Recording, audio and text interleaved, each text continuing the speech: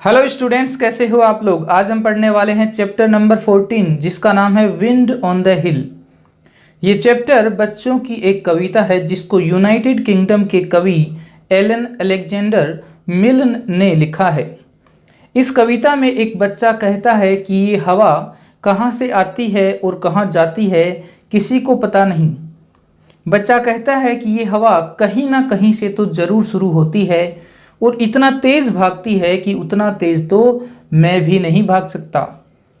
बच्चा कहता है कि एक दिन मैंने पतंग उड़ाते समय पतंग की डोर को छोड़ दिया और पतंग हवा के साथ साथ बहने लगा और फिर एक जगह गिर गया और मुझे पता चल गया कि हवा कहाँ जाती है, लेकिन मुझे ये नहीं पता कि हवा कहाँ से शुरू होती है। ये थी इस चैप्टर की, इस कविता की समरी। अब हम इस कविता को लाइन बाय लाइन रीड करेंगे। No one can tell me, nobody knows. कोई मुझे नहीं बता सकता क्योंकि किसी को पता ही नहीं है। Where the wind comes from, where the wind goes. ये हवा कहाँ से आती है और कहाँ जाती है ये मुझे कोई नहीं बता सकता क्योंकि किसी को पता ही नहीं है। It is flying from somewhere as fast as it can. ये कहीं ना कहीं से तो उड़ती है, उतना तेज जितना तेज ये हवा दौड़ सकती है, चल सकती है। I couldn't keep up with it. मैं उसके साथ साथ दौड़ नहीं सका। Not if I ran. मैं दौड़ा फिर भी मैं उसके साथ साथ दौड़ नहीं सका क्योंकि हवा बहुत ही ज़्यादा तेज चलती है।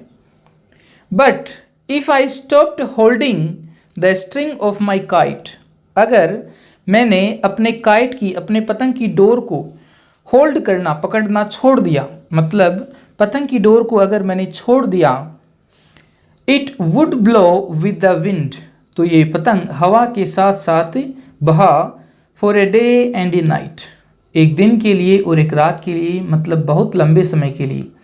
And then when I found it, और फिर जब मैंने उस पतंग को पाया, ढूंढा, wherever it blew, जहाँ भी वह उड़कर गया, वहाँ मैंने उस पतंग को जब पाया, I should know, और मैं जान गया, that the wind had been going there too, कि हवा भी यहाँ आई है, मतलब यहाँ तक उड़ी है। So, इसीलिए then I could tell them where the wind goes, इसीलिए मैं सब लोगों को बता सकता हूँ कि हवा कहाँ जाती है क्योंकि वह मेरे पतंग के साथ साथ हवा चली गई थी। अब मुझे पता है कि मेरा पतंग कहाँ गया था और ये हवा कहाँ गई थी। But where the wind comes from nobody knows, लेकिन ये हवा कहाँ से शुरू होती है, कहाँ से आती है, ये किसी को नहीं पता है। ये थी हमारी छोटी सी कविता विंड ऑन द हिल। मुझे लगता है कि आपको समझ में आ गई होगी। अब हम मिलते हैं नेक्स्ट वीडियो में।